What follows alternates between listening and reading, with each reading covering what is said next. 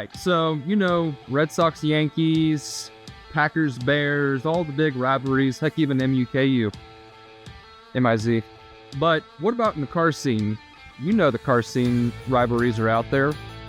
But do you know about the Corvette and the Thunderbird rivalry and what it actually could have been?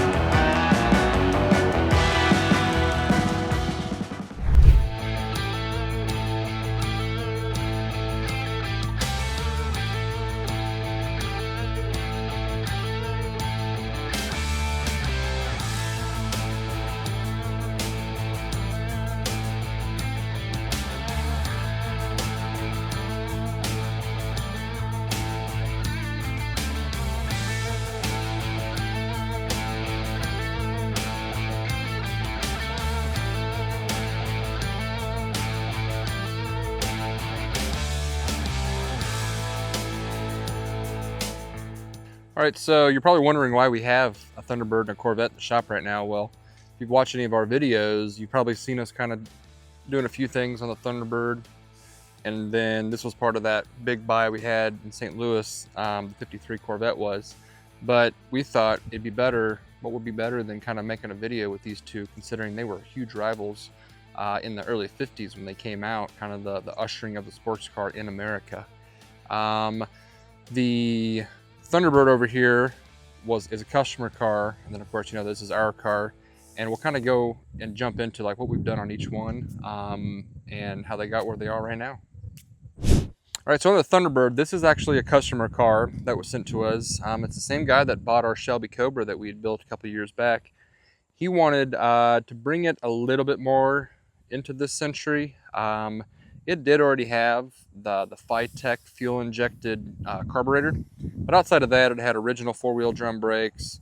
It had this huge Continental package on it, which was actually kind of a cry from the big-bodied cars, big bumpers, big everything.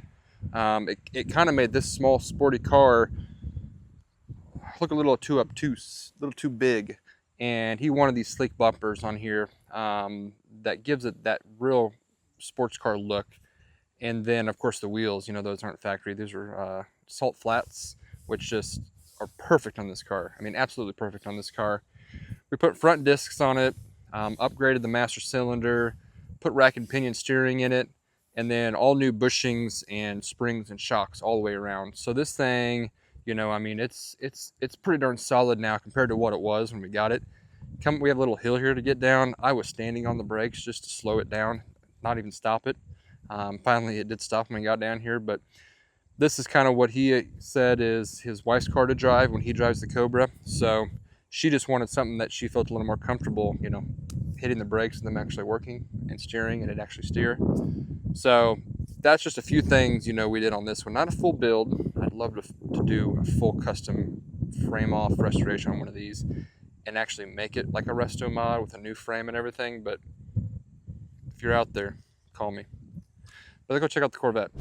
All right, so the 53 Corvette, it's definitely not my favorite body style. It's still a C1, and there were two kind of very different looks to the C1 generation of the Corvette. This was from our big buy that we did, well, not big, but 4-car buy in St. Louis, and we did a few things to it. Didn't really like upgrade anything. We just got it running and driving well again. The front left disc brake didn't even move. So first test drive, we almost went in the ditch. Luckily, I was going like 30 miles an hour. Speedometer was kind of bouncy. There were a few little things here and there, but we got it running pretty well, cleaned it up, and man, this thing is just so cool. You know, it's what they say. You know, I'm a Corvette guy. I love all the Corvettes, and even though it's not my favorite body version, it's just cool to drive around in this thing. It handles so well because it's got a few modern things, because this is a kit car. It's not a real 53 Corvette. If it was, we got a screaming deal on it. But you know, it's still a really cool car. It's just really cool seeing these next to each other, which is, you know, when they were both in the shop getting worked on and getting kind of finished out, it was kind of like, why not do a video with both of them? So, you know, it's one of those things. This one is for sale, sadly. We got to let it go.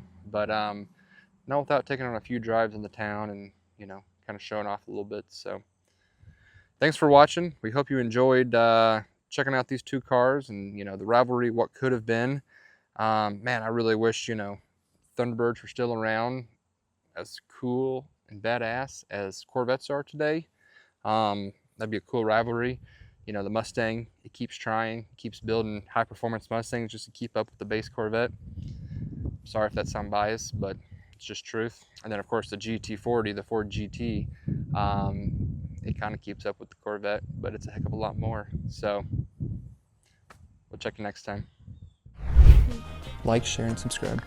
Like, share, and subscribe. Boom, nailed it.